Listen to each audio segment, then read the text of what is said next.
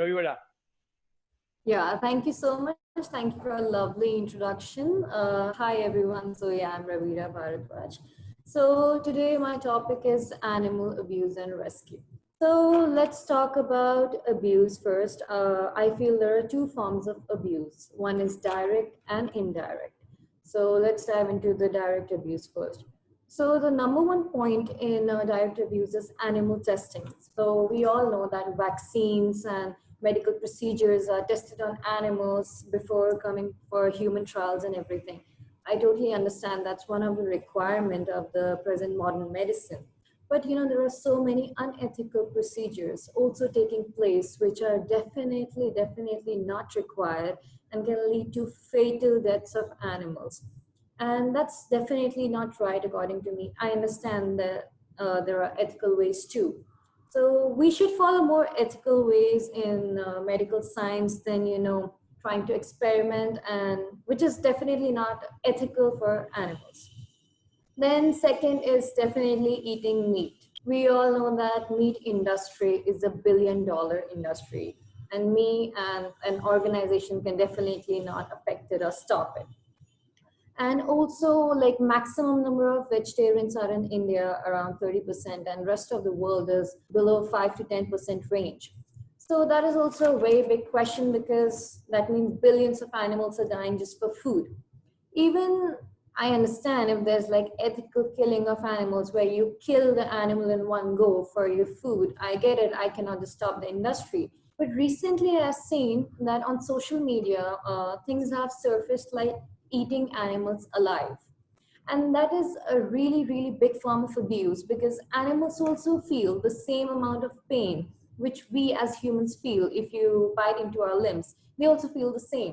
So recently, things like eating live scorpion, octopus, probably some sort of fish, that has been very popular, and especially in Asian countries. And that is really a major form of abuse, because you're giving the pain that an animal does not deserve. You want to eat it, okay, just go for the ethical killing and go eat the animal. But eating alive is a very bad form of eating, and that should be stopped immediately, and we as an organization can do that. Then one more thing, we all know, animals just, you don't just pick up animals from the street and, give them as food. We breed animals. One of the examples is turkey. So whenever you're breeding a turkey, the turkey naturally is only 7 to 8 kgs. And to get more meat out of it, more flesh out of it to eat, the turkeys are overfed. So when they're overfed, their weight goes up to 25 kilos, and their legs are not designed for such amount of weight. So their legs break, they suffer severe fractures. And that is one of the reasons, this industry is becoming way more unethical, because no one cares. They're going to get slaughtered. They're not going to take them to the doctor or the vet. Oh, they're suffering from fractures, because they're going to kill them eventually. So they don't care about it. So even if there's a meat industry, there should be animal laws, animal rights followed, which shouldn't be violated at any cost. That's what I feel. Because, even we suffer through fractures. It's so painful. Even if we have one fracture, they're not even able to walk. So basically, they're just lying around there and just waiting for getting slaughtered. And that's not right, I feel. Then we all know unhygienic conditions are there. The animals are scrunched up together. It can lead to a lot of diseases, a lot of virus outbreaks, and which is again not healthy for humans as well, because they're consuming something they don't know how it has been kept. So I feel if this industry has to grow ahead, it should follow all the norms. It should have plenty of space for animals, and it should definitely provide more hygiene, and not doing things like, overfeeding animals just for more meat and flesh. Third, it's kind of a controversial topic, but still, cultural sacrifices. I'm not going to dive into any religion or anything, but, across the world, so many animals are sacrificed, such as goat in the name of tradition, turkeys in the name of tradition, and that's not right. But, recently I've seen this hypocrisy in humans when dog meat or cat meat is available, everyone is outraged. Everyone, raises their eyebrows. Oh my God, like how can you eat a dog? How can you eat a cat? I'm not in favor of that. But I don't understand why this hypocrisy. Just because humans are attached towards dogs, towards cats, more than turkeys and goats. So they have this attachment. Oh, it's a man's best friend, it's a dog. How can you eat that? And then, you condemn the other human who's consuming dog meat. So this is a major hypocrisy that humans have. That okay, it's okay to consume goats, turkeys, chicken, fish, because that's food for us. But dog, no, dog is a pet. Although they all are animals. This is such a division that us humans have created. See, like there are many countries that have different styles of meat, such as Kazakhstan has horse meat, Vietnam has a half-formed embryo eggs, and Australia has crocodile and kangaroo meat, which is not very common worldwide. So when a foreigner visits those countries, they feel, oh my God, what is this? This is not right. But they don't see what is happening in their own country when they're slaughtering millions and billions of animals just in the name of food. So this is a major hypocrisy that I feel that humans are pursuing these days. So I guess that's the most direct forms of abuse. And now let's move on to the indirect forms. Being a vegetarian, I'm telling you, even vegetarians have committed this abuse because, many people are not aware about it. And, I'm also ashamed that at some point even I did such abuses because I didn't know. I was really young. So number one is not using cruelty-free makeup. Not many people are aware that makeup is tested on animals, to see the chemical reaction or anything. And that shouldn't be the case. What if because animals are obviously not used to makeup, and what if some animal gets any allergic reaction and dies on the spot? No one cares, really. But there are so many cruelty-free makeup in the market, and we should really support them and not buy products from people who do animal testing for their makeup. The next one, this is something that I personally hate to see. We are in a society where status symbol is a very big thing. Owning things that differentiate you from poor people or from people of rich class to show that you're a millionaire or a billionaire. Recently, throughout social media, a bag has surfaced and has become a status symbol for millionaires and billionaires, and that's a Birkin bag. And it's a very expensive bag, around $24,000 to $30,000. So only millionaires and billionaires can buy. But people don't know how it's made. If you go to the store, you order the bag, they're going to give you a 2 years wait period. And I'll tell you why. Because crocodiles are sourced from places where they can find good quality crocodiles. And then they're kept in these really small cages with foul, dirty water. They're not allowed to get out anywhere. They're always submerged in the water. I get it, crocodiles do live in water, but they also come on the land, and they are not allowed to do that. And when the doomsday is near, I'll show you how it's done. One second, I'll just share it with you people. You see these images.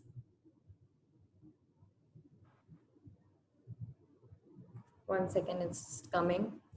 The crocodiles are actually skinned alive. You see, a steel rod is inserted right through their head, all the way to the back of their spine to paralyze them. And then, the blood just oozes out and they are being skinned alive and their heart is still beating while all these things are happening to them. And this is really a violation of animal rights, because I don't know, no one can bear this. Not even a human can bear this. And no one should die like that for a bag, just for a status symbol. This is how your Birkin bag is made. And I'm sure no one wants that. If a human dies like that, I'm sure no human can take that pain. No animal can take that pain. And no one should ever take that pain just to be an accessory to you. This is a very wrong procedure that's been happening throughout the years for millennia and billionaires. Now let's come to the normal society. Even I have fallen trap for this. You know, even leather jackets, leather boots are considered a status symbol. You own a leather jacket, oh, you're cool, you're rich. So even my parents never used leather. I also fell in this trap because my friends used to own a leather jacket. I told my mom I want to buy a leather jacket, and I was 14 years old. She couldn't tell me how it's made, and I never knew how it's made. But as soon as I grew up, when I was 16, 17 years old, I understood how it's made.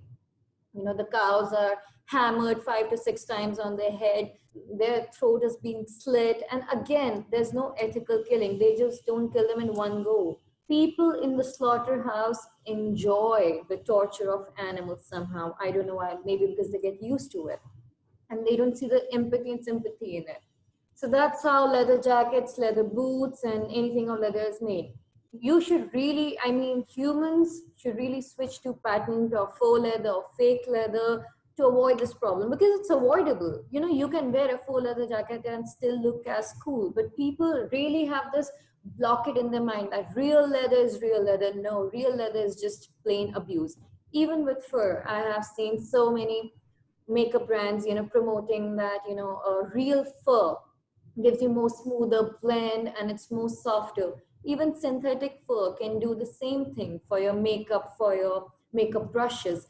It's again just a block it in a mentality that's been played by the brands to make us buy real stuff, and animals go through that abuse. That fur is basically a code to the animals to go through the climate changes. So we can totally avoid these problems and not use real fur and use, you know, faux fur or faux fur jackets, faux fur brushes. We can totally avoid that, I feel, as humans. Now, another one, again, 90% of the people have been a part of this indirect abuse, and that is animals in captivity, and that's zoo culture. And I'm sure everyone now knows how it feels like to be trapped inside, because we have been in lockdown for almost 2 months. Almost each and every country has gone through a period of lockdown. We were with a family, we had food, we were in our comfort zone, we had entertainment, we had technology, and still we were frustrated that we just wanted to go out. As soon as the lockdown was lifted, everyone either took a walk, took a drive, did something just to get some fresh air. You know, having this mentality that in zoo, okay, they get food, they have a small habitat towards themselves, and they're enjoying that. Definitely not. They have no privacy at all. Plus, they don't even have the same species to talk to. Like we humans, we were locked down with our families and still we were frustrated because we wanted to go out. Imagine those animals being in that captivity for a very long time. And now again, I have so many animals that have been suffering through this. And I'll just show you the top animals that have been going through that. And it's so sad to see. You see Hanako the elephant, 61 years in a cement cell. No one deserves that. See, brown bear, again, in 20 plus years in a cement cell, no way to go anywhere. Buanoi the gorilla, it was in a shopping mall for 30 years. I think it's still there. It's not a live mannequin that you put up in a shopping mall just for people to see for the entertainment. Marjan the lion, look at the condition of the lion. 13 years in a rock enclosure. That's not a life anyone wants to live, and not even animals. Arturo the polar bear, 30 years in cell. All these animals are the trap of the zoo culture, which is definitely a major abuse that has been going on around the world, and it should be stopped. Zoo culture should be stopped now. Now we have another one, that's bone usage for utensils. Many people must be aware of this thing, that the tusk of elephants are cut out just to make ivory utensils. You see, we can use utensils that are made of steel. We can use utensils that are made of glass, but we need ivory utensils. We are just depriving elephants of their teeth, and that's not right. Again, I'm just telling you guys, we can switch to things, so we should, and that'll really stop abuse. So we can definitely discard ivory forever and, give elephants their teeth forever. Another one, again, people have been a trap of this, personally myself, because I didn't know at that time. Entertainment purpose. Animals, we go any tourist destination, we see there's camel ride, we see there's elephant ride, we see there's horse ride, and everyone thinks, oh, that's so cool, riding on an animal. But see, okay, I'll give you an analogy. You go to the gym, you lift a weight, you have a certain strength, you can do that, and then you take some rest. But for animals, same thing, they can lift a certain amount of weight, but they don't have a choice. It depends on the weight of the person, and the owner really forces the animal to take any amount of weight. Animals still do it because otherwise they'll get beaten up, and they don't even get rests in between. There's one ride, then there's another, then there's third, and they get really very little food for it. And eventually what happens, they start having back problems, their back starts to get injured, and when the back collapses completely, they can't walk anymore, the owner just abandons them. And that is a very big form of abuse. So never ever ride any animal to any tourist destination. I've been a part of it because I didn't know. I'm ashamed of it, and I'll never do it again. Another one is circus animals. They're kept in really small cages, and while they're being trained, they're beaten up badly, and they are made to perform stunts that's not really quite feasible for their body shape or structure, but they're still made to do that. So again, circus culture should stop, and it has almost eliminated, and that is one thing that I'm really happy about. So we as humans have actually classified animals into three categories. One, we sympathize with, like cats and dogs, because they're our pets. Second, the one which we eat. And third, the one which we torture for products like bags and shoes or maybe entertainment purpose. So, and recently there were two cases that made me show that humans are like pure devils, and there are humans with sadistic mentality. There was a pregnant elephant and there was a pregnant cow. Both of them were fed firecrackers, hidden in food. And the firecracker blew up their jaws. I don't understand. There are humans that get pleasure seeing animals suffer. That's that's not a human, that's a devil according to me. The elephant died, but the cow suffered a major bleeding, and I'm not sure that the cow also made it. Such things should also stop. There should be really strict laws. The people who did this should be hanged and shouldn't be just moving around carefree because they are criminals according to me. Let's come to the rescue part, because we as humans, we have committed this really big crime. We think this earth only belongs to us, and we don't coexist with animals at all, and we normally forget this, that we're just temporary guests. We should really coexist, and the viruses, microbes, and all the animals came before the human race actually evolved, and we're just exploiting them. We should not forget humanity as humans. We should really rescue all the animals. I myself have rescued a lot of animals. I've helped animal cure and care center. Whenever I see any animal eating plastic, I immediately go and snatch it, because there was one cow who died because it had 27 kgs of plastic in its stomach when the autopsy was done. And recently I rescued a kingfisher. Just came to our house, me and my dad, we fed the kingfisher, and it's an endangered species, so we should really take care of it. We gave some water. After 10 hours, when it felt fine, flew away again. I have rescued many birds, tailor birds, hawks, and pigeons as well. And me and my dad have also rescued dogs and a camel once. So I think if every human does a bit, everyone can rescue animals and help them. And what has happened these days is animals actually survive on the mercy of humans, and that shouldn't be the case. You see, in Hinduism, all animals are shown as the messenger of gods and are protected by gods. According to Hinduism, every animal has a purpose on this planet, and we are depriving them of it by just killing them and using them for products that we don't even need from them. Lastly, I always think about this thing, that is food a delicacy or a need? Because in the name of delicacy, a lot of animals are being harmed for unnecessary reasons. we need food, we need fuel to the body. We can definitely switch to veganism, vegetarianism, cause even proteins are there in vegetarian sources. You see soybean, you see broccoli. If that's the excuse, if you're a protein fanatic, that, oh, you know, if you stop eating non-veg, you don't get protein. You do. You get it from broccoli, you get it from soybean, you get it from cauliflower, you get it from a lot of things. Just that people don't search about it. And it has even more protein than a chicken can have. Again, you know, we should quit meat not only for us, but for the planet, because forests are being cut down to make grasslands for breeding animals such as cows. So when you do that, you make grasslands, what happens is the greenhouse gases, they increase, and which eventually leads to global warming, which is actually a very, very major issue which we are facing right now. Polar ice caps are melting, and we are depriving Arctic animals from their livelihood, from their home. And even so many countries will be submerged if this continues.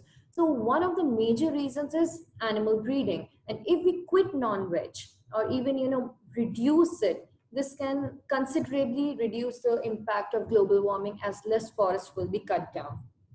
And many people don't know these days so many pesticides are used in plants, and mercury is there in fishes due to the dump being uh, submerged in the water bodies as a waste product. So when we humans eat vegetables, we wash them, we thoroughly wash them and everything, but animals, they just eat it. So when you eat that animal, you get biological magnification. Those pesticides come into your body, and they're really, really harmful for you. And even these biological magnification and the mercury from the fish can also really harm you at a very, very you know, fine extent in your body, and it can become a big thing like cancer, and you won't even realize it. Another thing, you know, many animal species have gone extinct, like dodo. I remember dodo was used by, actually it was hunted and killed by French people while they went to some island back in the days, and because of the hunting excessively, the dodo got extinct.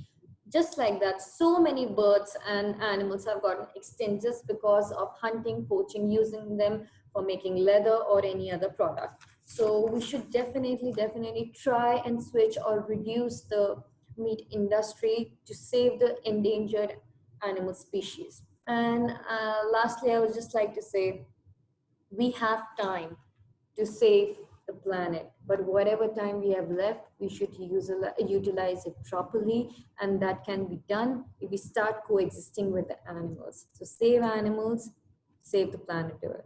Thank you.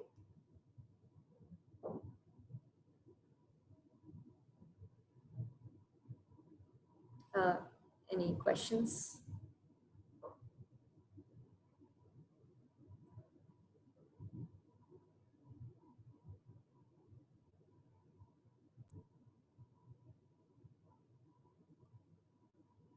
Yes, any questions?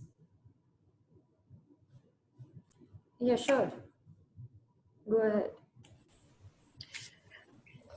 Thank you, Raviraa. I hope you can hear me. Yeah, I can hear you. Yeah. Thank you for your great presentation. Yes, we should be careful to not all the human beings, and also to all the animals, nature. And my first question is to you that, as you know, that we are in the lockdown situation now, and how is the current situation in your country there? So I'm residing in Jaipur, Rajasthan, India. In Jaipur, it's around 1,000 cases, and in India, it's around 400,000 cases plus around 4 lakh plus cases. And situation, I don't think so. It's not even close to the peak of the curve. I just hope it gets better day by day. But yeah, it's not a very good situation. But on the plus side, it's not even 0.1% of the population.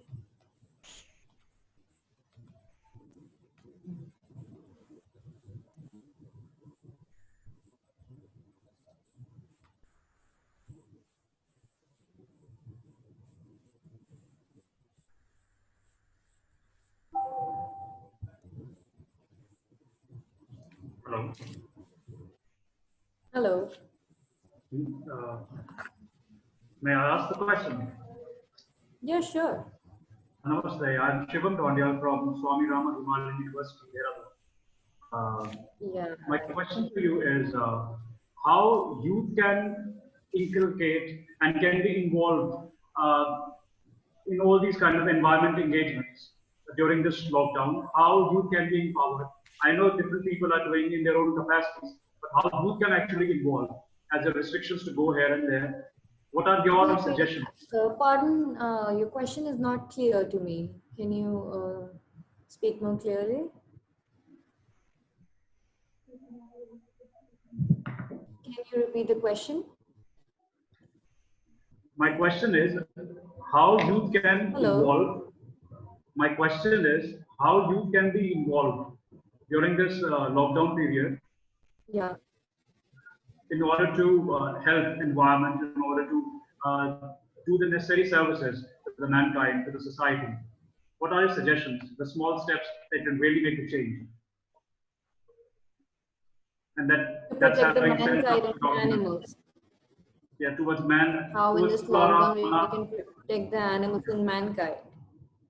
Yeah, Is that your question? yeah. What small steps we can take pragmatically on ground zero, and how we can make the change? How you can be involved in that as a driving force? My question is that.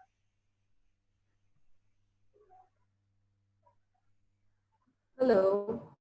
Yeah, please go ahead. Yeah, your question is how can we protect the mankind and animals during this lockdown? Yes, yes, Is that your question? yes, Yeah, yes. okay. So during this lockdown, we all know that the lower middle class suffered the maximum. They were dying out of hunger. What we as citizens could have done and should do for mankind is that, how Punjabis do, they have this place where they cook a lot of food and they serve it to the people. I love this thing about Punjabis that they're really open-minded. What many people are still thinking about is money. We can invest small amount of money and, prepare a lot of food, and with all the social distancing and sanitization, serve it to the people, especially the young generation, because the young generation is not quite affected by COVID that much the older generation is. So the young generation, the youth of the country should really go on the streets, not everyone, small group, and can organize a food buffet for a lot of laborers that have been walking to their house and are not able to get food because they're daily wagers. So for those people, we can definitely do these food buffet things. And for animals, there's so many street dogs, so many street animals like cows, especially in India, like, cows are there. We have dogs and cats, and goats are also roaming around. We as humans can at least provide food to the local dogs. Like, if I'm living in a society, there are like 10-20 dogs, or like here there are like 10-20 peacocks. So me and my dad, we actually feed all of them. We try to give food to each and every animal, because see, as I said, animals are somehow dependent on the mercy of humans. So we as good humanity, we should go and we should give them food, and they are not affected by COVID, so we shouldn't be scared and give food to them. So the main thing during this lockdown is actually food. It's not money, it's not status, it's not work, it's food. Everyone requires food. So food is the basic thing. So for mankind also, there should be stalls set up by a small group of people for all the labors, and for animals, give in your locality. That is also enough, I guess. If everyone will do that, all the animals will be well fed. I think we have come to the basics that the human for sustenance, food is the basic necessity. Yes, food is the most basic thing, and I think the lockdown has taught us that. No status, no bags, nothing, no work, food. All we need is food. Thank you. Thank you. Thank you. Thank you. Hello, Raviraa. So I have a guest Hi, here with hi. me. Her name is Cindy. Sure. Yeah. Hi, Cindy. Yeah, Yeah, she's hi. one of the participants of our Model United Nations program, and she Okay, is great. high school student in one of the international high school here in China, and she Yeah, wants to ask you something. sure. As you know, I'm a high school student. What kind of career do you? You're not loud enough. Can you speak more loud? As you know, I'm a high school student right now. So, what kind of career will you suggest me? What kind of career? Yeah, will you suggest to me? I'm not able to hear you properly. Can you be a little He's more asking loud? what sort of career you can suggest her. Career. You can suggest her career. Okay, you're in which field? What's your passion?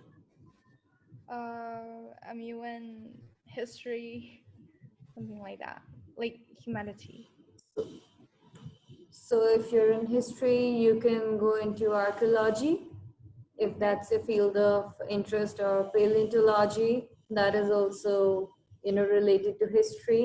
And if you're into historical structures, then, you can be a civil engineer. Like, I was into acting, even though I did civil engineering, because I was really, really fascinated by bibliotecture, architectural history. So I still did that, but I really wanted to be an actor, so pursuing that. So if your field of interest is history, you should really pursue the fields such as archaeology, paleontology, that are involved with history, and don't do Can't hear her. Well, welcome to China Hello. someday. You're always Hello. well. Can you hear me? Yeah. Welcome to China someday, if you're free. Oh yeah, actually, yeah, I was planning, but international restrictions are there on flights. Let's see, probably next year. Would love to come there. Thanks. Thank you. Okay. Okay, now I think Ulia has some questions from Facebook. Yes, Ulia?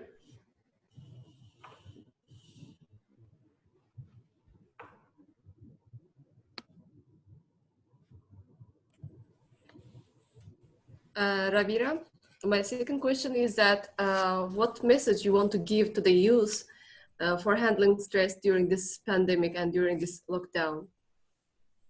Oh yeah, that's a great question. Actually, I don't know, but this generation suffers through a lot of stress, and that's mainly because of social media. I feel, because you see perfect pictures, perfect locations, you see people traveling, you see people having the time of their lives, but they forget that it's all social media. It's not correct all the time. What you see, that doesn't mean that's the case. Appearances are deceptive.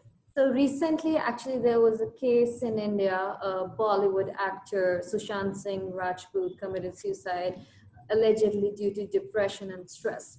So he had money, he had property, he had food, he had a family, he had everything. But still, probably had work pressure, a lot of work pressure from the industry.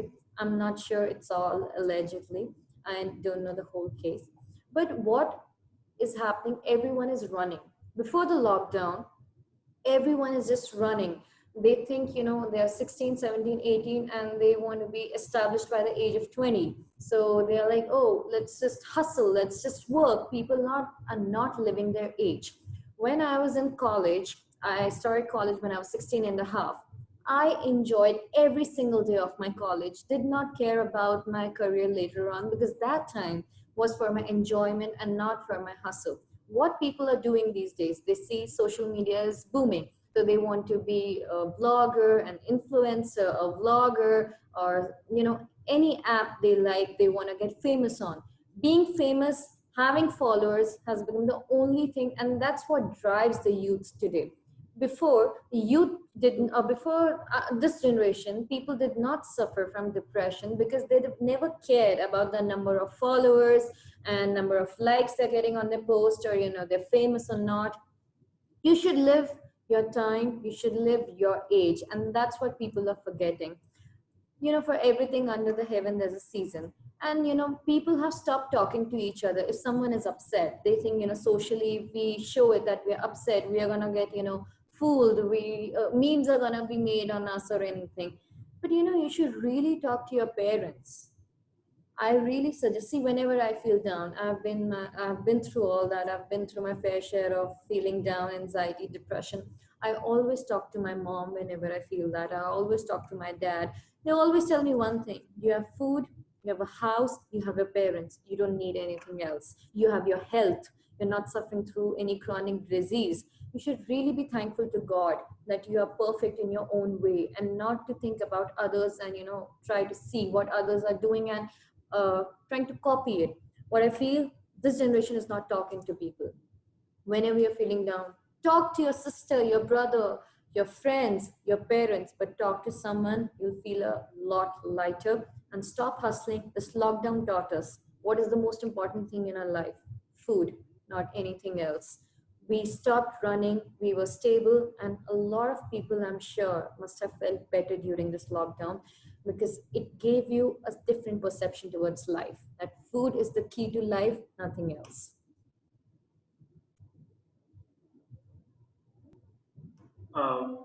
I would like to ask you one thing, ma'am. Thank you, Raviraa. And one more question. We would like to know about your future plans and what are your endeavors? You want to work for your own country or you want to work abroad? No, I see. I have actually been to 16 countries, and all my family is living in abroad, and even my dad used to be an NRI. So I have seen it firsthand, and I love my country. I don't know why, but I feel the amount of freedom I have in this country.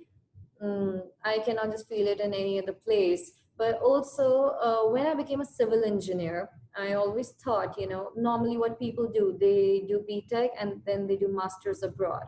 Those countries are already developed and they don't need much construction. But India is a developing country and there's a whole lot of scope of construction.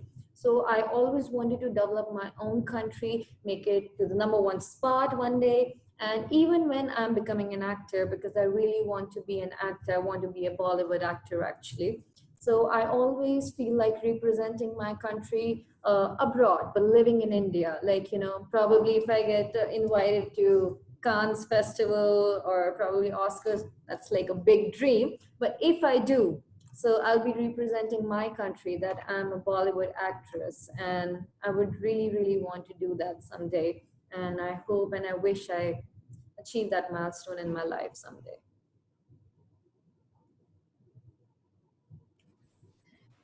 Thank you, Raviraa. Good luck to you in all the fields.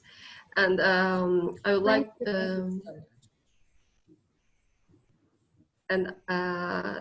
the 2 weeks ago, I heard very sad news that in Kerala, one person made a pineapple bomb for a pregnant. It was very sad news. I hope that they found who did this one. Yeah, that's why, you know, I just talked about that incident, that those humans are not humans, they are devils. That's what I was saying. People who enjoy seeing animals torture and take pleasure out of it have really sadistic mentality, I feel. And those people were arrested, but I feel those people should be hanged according to me. And I would love that Indian government takes the step and hangs those people and not just arrest them, because it's a crime. Okay, be quiet, okay? Okay, thank you very much, Raviraa. Thank you for being with us. It was really wonderful and productive. And I think it was really inspirational for all the people, those who are watching it. And we are looking forward to have you again in future. Like as one of our participants said, that whenever the restrictions will be over, you are always welcome to visit China. Because when you talk about our program, Model United Nations, I think you are aware about it. We are always about breaking these stereotypes, because when you are in a country, you might have heard about some like bad news about different countries. That's like common these days through media. But whenever you enter into a place, the whole scenario changes, right? Then you realize, no, what I have heard about this particular place in media is completely different. right? So everywhere, different type of people are present. So whenever you meet them personally, maybe you realize that the situation is completely different.